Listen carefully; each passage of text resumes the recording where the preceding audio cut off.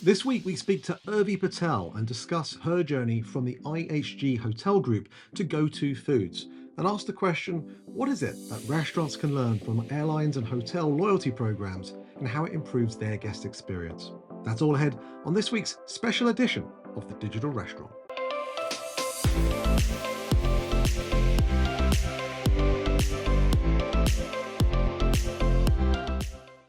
Hello, everyone. We're back. The Digital Restaurant is here, but as you can see, there are not two faces this week. We have three faces. We are bringing to you Irvi Patel. Irvi and I and Meredith were on stage together at Food on Demand this year, and we had such a great conversation. We thought there's not enough people in the room to really hear the great insights that Irvi was to share, not only about her own background, but also what she's doing these days. And we thought it might be beneficial for all of you to hear that story too. So, Irvi, welcome. Thank you. Thank you. I'm excited to be here and excited to have a conversation around the digital environment. Before we even get started, I would love to hear who you are, where you came from, and how you ended up in restaurants, because it's a pretty interesting story. Well, thank you, Meredith. My name is Irvi Patel. As Carl mentioned, I head up our customer experience and engagement organization at GoToFoods. And I've been here almost 5 years, and it's been a fun and exciting journey slash transformation. But my journey began way back when in finance and doing M&A, doing business valuation, really in the depths of Excel. That's really where I got my start from. I think that part of me has existed in various forms throughout the years as my career has taken a variety of shapes.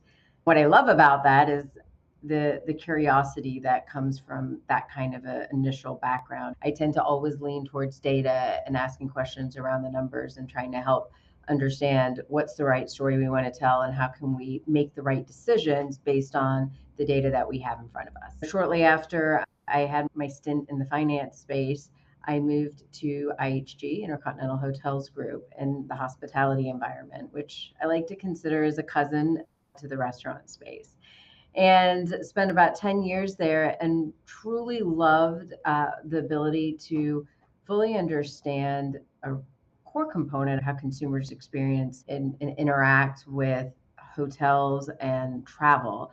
What I learned and loved about that business in particular, and applies to the restaurant business as well, is just the applicability of it. We are consumers of travel, of food, of restaurants all the time. And so sometimes we have a tendency to overthink things, but when you step away from it, if you just reflect on our own personal behaviors or experiences, you start really being able to unpack some of the key drivers of what happens in both of these industries and environments. After around 10 years in the hotel industry, moving into the restaurant space was really a nice and natural fit. When I joined here, I was overwhelmed with the level of hospitality that the restaurant industry also brings, but also the amount of opportunity there exists in this space. And when I speak of opportunity, I think about the various industries that we can relate to. And so if I think about the airline industry, for example, I think of that as a really mature industry in comparison to others. And being in that phase of life, like an analogy would be of a family, kids are going off, you're getting close to retirement, you're in this really great space. And then I think about the hotel industry kind of one click down. There's still a lot of room. There's still some consolidation happening. There's still enhancements and advancements in technology as well as experience that are happening. And there's evolution, right? So you're in the middle years, you've got your children, you've got your pets, and you're going through the day to day. And then I look at the restaurant industry. We're still in our prime youth. We're still growing up. We're still exploring. There's still so much consolidation happening. There's so much opportunity as we're all trying to tackle different things, whether it be through digital formats, whether it be through loyalty, how we interconnect with the customer. There's so much momentum in this space right now. And that's really what makes it super interesting to me, being able to learn from all those other industries that I mentioned before, how they have taken things and made them unique to their core, and really understanding what could the applicability be for us in the restaurant space as we not just look to what we need to do tomorrow, but as we look ahead to what the years could bring. Irvi, when you think about the amount of folks that are coming across from the hotel industry into the restaurant world, it's not a huge surprise. Let's remove the word DoorDash and insert Expedia, for example, right? There must be some of your colleagues that go, wow, you're a bit of a fortune teller in being able to tell us where this thing is heading. Where do you see things heading in a very similar direction to what happened to hotels relative to where you think perhaps things are a little different to the world that you just come from? Great question. I'll unpack it in a few different ways. So I think loyalty is really one of the biggest learnings. When you think about loyalty, airlines nailed it. We are so loyal to our airlines. I will fly an extra few hours or take a layover just to get my Delta miles. I'm in Atlanta and I want to get my bank and I want to be able to collect as many miles as possible.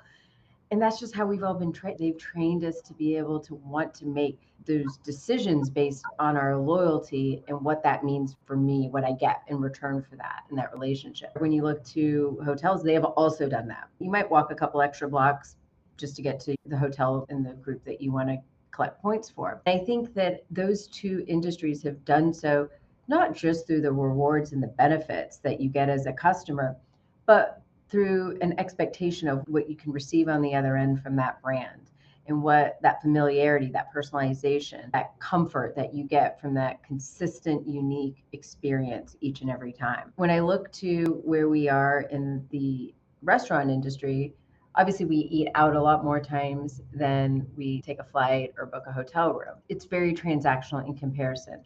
However, there is still an opportunity to truly establish a relationship and connection with that customer. When you think about how people associate memories or how people like to celebrate things, it's over food. There's so many things that food triggers in our mind. And so there is a way to establish that connection. It just feels and looks a little different to those other industries. So the challenge for us, as in this industry in particular, is what is that translation? How do we make those connections? What do customers want through loyalty? Because it's not just points. Sure, points are absolutely a part of it, but it's more than that. And so as we continue to enhance and develop our loyalty platforms, it's really important that we're understanding what the guest expectation is. And furthermore, how other industries like the ones I mentioned, plus retail, for example, are training our guests to think about loyalty and think loyalty first, such that you're making those decisions with a brand in mind versus looking at all the restaurants out there and saying, oh, I'll just go to the closest one. You want to drive that connection. Secondly, to your question, you mentioned the parallel between Expedia and what we have in our space with DoorDash or an Uber Eats. And that's spot on. And that's one of the first things when I stepped into GoToFoods, I was trying to draw the parallels. And over time, as you unpack it, you start realizing, sure, there's some similarities when you think Venn diagram, but there's some really unique aspects to both of how those third parties show up in those industries. And what I mean by that is when we look at our space in restaurants through the likes of a DoorDash or Uber Eats, we're able to provide access to our food that customers would otherwise potentially not have. Think of it as a shopping mall, right? They're able to go, they might not know what they want to eat tonight. And this is my kids, quite frankly, use Uber Eats or DoorDash as a way to understand what should we eat for dinner. Help me think of some ideas, and so they'll go on and swipe around, and that's one way to access a guest that otherwise we wouldn't have access to. Whereas on the hotel side, people are going on there to potentially get a better deal or get a better rate. They don't have necessarily as built out of a loyalty proposition as the actual hotel company itself. So it really does start turning into more of a value play more than anything else. There are ways to really think about the likes of a DoorDash and an Uber Eats very differently in our space and think about it as just another revenue channel and a revenue stream versus a cannibalization of what we already have. Going back to your original analogy about life stages, so like where are restaurants? Are we teenagers? Have we gotten married and we have a newborn? What stage are we in? I think we're all advancing at different rates and in different places. When you look at Starbucks, for example, they're operating like a bank, right? They're holding our money. We are trusting of them with our dollars on their app, and they make it so easy to do that. Then you look at other players who are testing out robotic delivery, like Chick-fil-A, for example. Then you look at us, GoToFoods is on a digital transformation journey whereby we're updating and really thinking about how our apps and our websites serve our customers better and truly landing that based on customer insights and data in terms of how do our guests want to use our app? What are they looking for in there? How can we get them to move through a transaction quickly, seamlessly, if that's what they want to do, or if they want to be able to explore the menu and customize and personalize all those different options. So I think there's this huge spectrum, and there's no one consistent approach at this point in time as we're all trying to feel it out and grow in our spaces.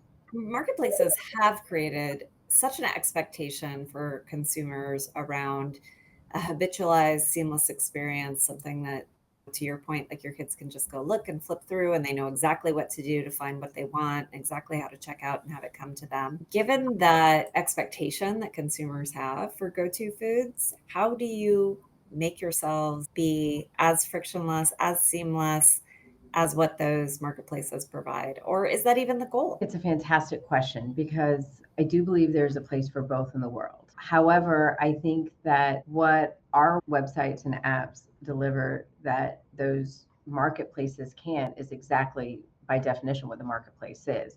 They're bringing to you an experience that is somewhat generic because you've got so many different options in front of you versus when you go to our first party channels, you feel that brand come to life. You feel that personalization. Here's what you ordered last time. Here's what you like. Here's what we might suggest for you. So, another analogy, going to a department store versus going to a boutique. You go to the boutique because you know what size you need. You don't have to try anything on. They know you. They've got your last purchases. They know how to help you quickly move into space. You go to a department store and there's a lot in front of you. And it doesn't mean that there's one's better than the other. It just means there's a lot in front of you. You got to shuffle a little bit more. You got to figure out what exactly you want. You might be trying something new. Maybe you like it, maybe you don't. So there's just a very different dichotomy of what that experience looks like. Maybe if when you know what you want, you can go in more directly and pick it up and come out, right? That's what your first party channels enable you to do. Sometimes it takes a little longer to get through on the marketplace. I'm imagining working with you, Irvi, and the most complicated data set ever. And your analysts come to you with, here's what the data says. And you're like, let's make this into an analogy. This is too much. I like analogies because sometimes it's just easy to simplify things in the way in which we interact with the world day in and day out, right? Because we have a lot of complex data. We have a lot of different things coming at us at once. So how do we just simplify it into things that we do each and every day that is just a little bit more relatable in terms of trying to how you unpack that? Go back to something you mentioned earlier and link it to the first party ordering channels, if I may, Mhm. because you mentioned this piece around airlines. You might go on a flight once or twice a year, hotels, maybe the same amount. But of course, we're eating out far more regularly. Typically, when we're speaking to independent restaurateurs, we're saying to them, like, do you even need an app? Really, how often are people going to be coming to your independent location? But with your company, it's not like there's one brand, right? For those folks that haven't heard of GoTo, it's probably, the previous name was Focus, of course. And when you're thinking about developing and designing a first party channel, are you Mhm. thinking about it by an individual brand level, or are you trying to think about it from the standpoint of actually you can use this one interface across this whole portfolio of brands? And does that create more design challenges, or does it make things easier for your customers? How do you approach that one? It's a very topical question because we are in the midst of exactly what you described. So you have seven brands. What you're addressing there is the nuance of a platform company, which is what we are. And going back to what brought me here was what can you do in a platform company? And by platform, I mean there's so many things that can sit behind the scenes, these engines that can help drive incremental revenue, drive guest experience, drive operational efficiencies, drive development. All of these engines can help us do more, and we have scale to enable that. And so, being a platform company, seven brands, if you have seven websites and seven apps, the complexity of just managing each one becomes enormous and costly. If you want to deploy a new feature or test out something new, you've got to do that potentially 14 different times. That's a lot. We're in the midst of our digital transformation, which is really not just about the customer experience, but also how do we get more efficient in terms of managing our digital properties. That means creating a common platform that all of our brands can sit on and reach their customers and their guests. The difference being, going back a few minutes when I was talking about the brand love that comes through in a first party channel versus a marketplace, and that tone and that brand experience that you feel there. We don't want to have one generic marketplace of seven brands.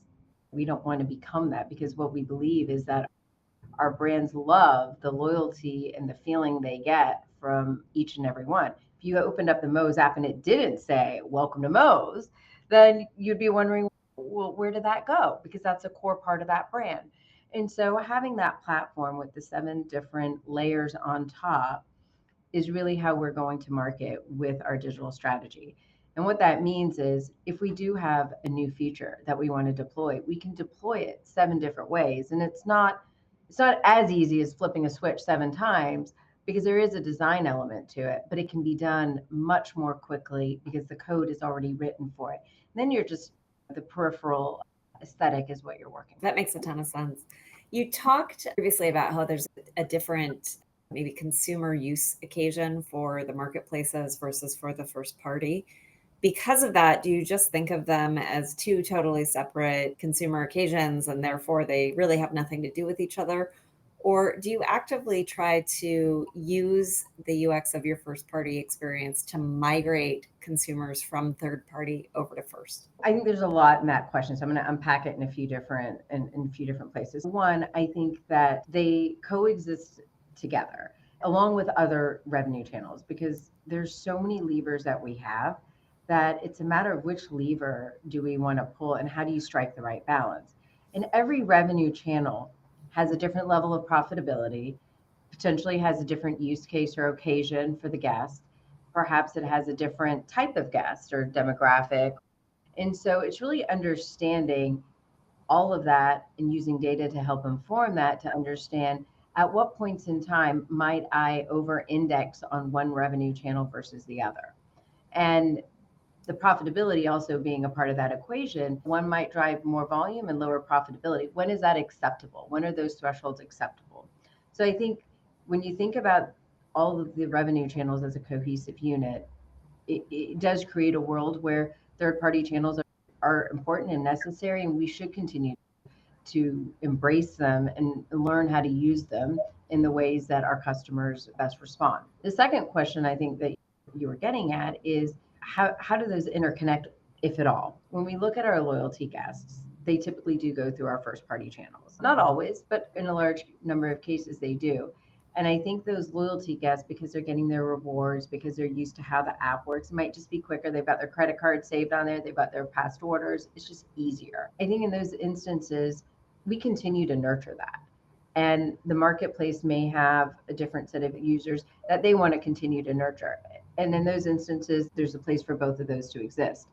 The difference, I think, in the kind of the middle ground is where do we have third parties introduce a guest into our space, and we have the opportunity to build a connection with them. We have an opportunity to connect with them and build our loyalty platform. That's where the opportunity really is for us to connect with these guests. And I think as we look at our own loyalty platforms, we've just seen tremendous power in that group. For example, with our super users, we see those individuals spending 4 to 5 times more than an average loyalty guest. And I'm talking about super users. People are coming 11 plus times a year. And they're contributing like anywhere between 40 and 55% of loyalty revenue.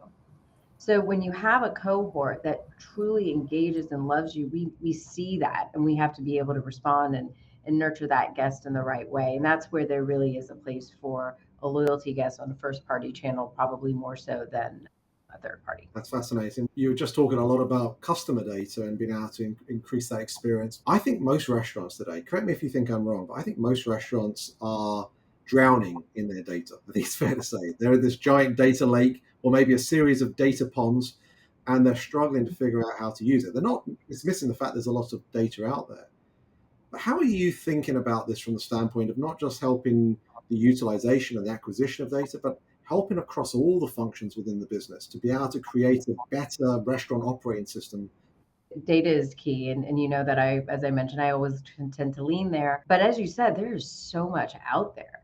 And the way that I like to think about data is there's some core metrics we just have to continue to be laser focused on, to continue to measure progress over.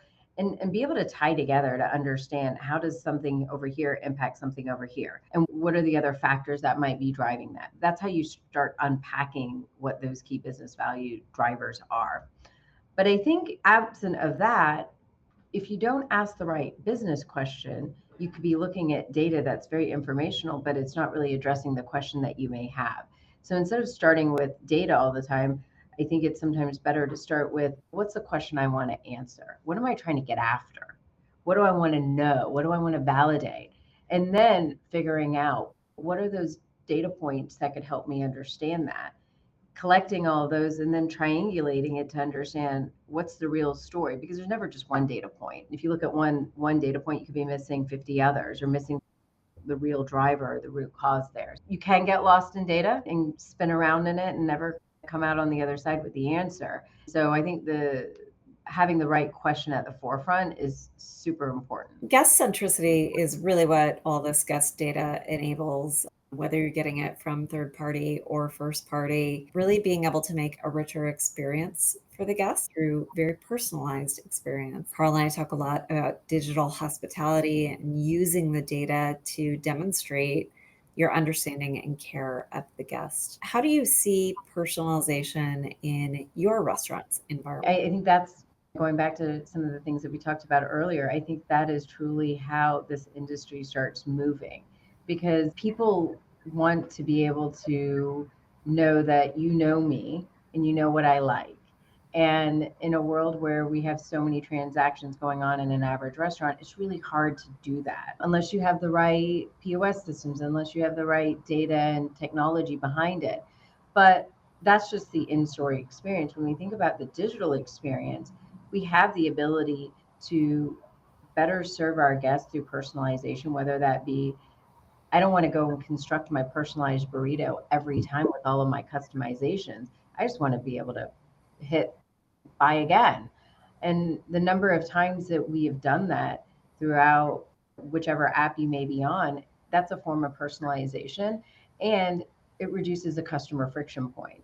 I think when you look to how our customers are being trained around our industry versus others, any other retail or whatever, Uber, car sharing, whatnot, you select your preferences at the very beginning, and that's how you receive the product. And in our world, you look at on one hand, the world of Starbucks and their app, and I'll give them kudos for that because they have so many personalization options and customization options. I spend 50 to 100% more on my same coffee on the app versus I would in store. And that's because they're serving all of these options up to me, which makes me be able to order a very customizable drink, which in the store I wouldn't be able to do because by the time I tell them the oat milk and this and that, I've got a line of 20 people behind me and I'm feeling really paranoid. And whereas on the app, all I've done, I've configured it once and I click it again and it tells me that, would you want to buy this again? It makes it really easy. And so I think when you think about personalization and how you earn those rewards and how you get served up your prior order or whatnot, it just reduces the friction for the customer. And it makes you feel like, okay, they know me and they'll serve me up options that might be similar so I can try new things. That really takes me back to the travel comparisons that you were making, right? There are so many ways in which I feel like my preferred airline and my preferred hotel know me, remember me, understand me, offer me the right things that could only happen digitally. I can't imagine either placing a phone call or talking to an agent live at the counter and having the same experience as what happens online. I think that is absolutely the pinnacle of what we're aiming for in the restaurant industry, is to get to a point where people actually prefer the digital experience to the in-person one. I think we are well on our way there. And the experience that you just mentioned with the airlines, I think back to the days, and I'm of course dating myself here, but where you would call Delta or whomever your airline is to book a flight.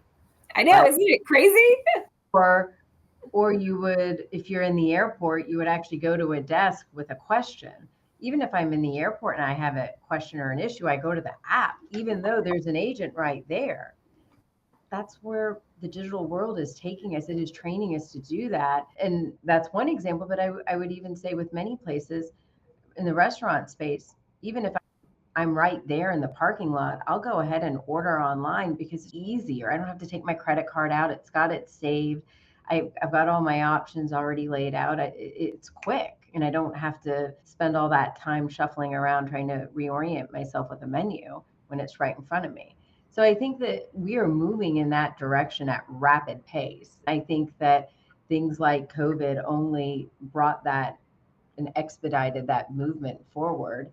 When we talk to franchisees and we talk about our business, we have to be thinking about that omni-channel lens. We can't just be thinking about you got your in-store here and you've got your digital experience here. They've got to come together as one, as a seamless experience, because 9 times out of 10, this is your front door. It's not the physical front door to the restaurant. The mindset also has to shift of how are we treating our customers through both of those channels, because ultimately we will see a swing towards the digital over time, is that just become even less friction. I love that. When we talked about this in Vegas at Food on Demand, we explained how the order of our questions were very much reflective of our second book around the path to digital maturity. And I think one of the areas that we were particularly excited about talking about in Vegas with you, and again now, was around this kind of concept of holistic technology. And certainly from Meredith and my perspective, when we think about that stage of where did you guys end up, late teenage, early 20s, So some form of comfortable middle age, a good form of life, we can position this idea that actually for restaurants to really become digitally mature, they're going to have find ways for their technologies to talk to each other. I think we said 15 to 20 on average, I think, is the amount of different software providers that you're finding are supporting the average restaurant group. But you guys are thinking about this. You're doing something about it. Take us through, if you would, your idea of holistic technology and how you're thinking about all of these things are going to help you take GoToFoods to that next level. Yes, spot on. So we are embarking on our journey with our new POS system with the Q system. And what I think Q brings to us is that next evolution of POS. And if you think about what is one of the most significant points of friction for the customer when they walk in, it's the person behind the register can't make the right customizations or substitutions, or it doesn't translate to the back of house with the right information. So you have order accuracy issues. It takes too long to put through, or I can't redeem my rewards, or I can't scan my coupon, or whatever the case may be. These are all points of friction, and we know that today. And so what we are trying to accomplish with our transition to the Q POS system is how do we make that interconnectivity just feel seamless? And I'm going to go back to the omni-channel experience again, because it really does start creating an omni-channel experience when the app feels very similar to how you're going to interact with the POS, and the ability to see your order, to be able to pull up a customer record, to be able to offer up things like suggested sell options that we would digitally, but also in the store. It also takes pressure off the person behind the register trying to take a bunch of orders during rush hour. You've got your lunch crew and you've got a long line. You want to like the line, you want to get people in and out. Having a POS system that enables that and is more on the tech side of things really helps expedite some of the vision that we have around the omni-channel experience. I think that's amazing. I love this conversation. I think that you're bringing so much over, not just from your travel world that belongs here in restaurant, but also from your analytical mindset coupled with your analogies. So I think the main lesson I took away from this is that if you're a restaurant drowning in data, you need yourself an Irvi who can transform that data into analogies that make sense to you. Well, thank you. I really appreciate the time this afternoon, Meredith and Carl. It was a pleasure speaking with you both once again. It's always lots of fun. We appreciate you. Thank you for sparing some of your time with us. I know our audience would love to hear from you. And looking forward to seeing you around on the conference circuit again soon. Thank you again for appearing with us at Food on Demand. And good luck to you and the rest of the team. Sounds like you've got a very exciting few years ahead as you get deeper into age when it comes to the life cycle. Absolutely. We'll age gracefully.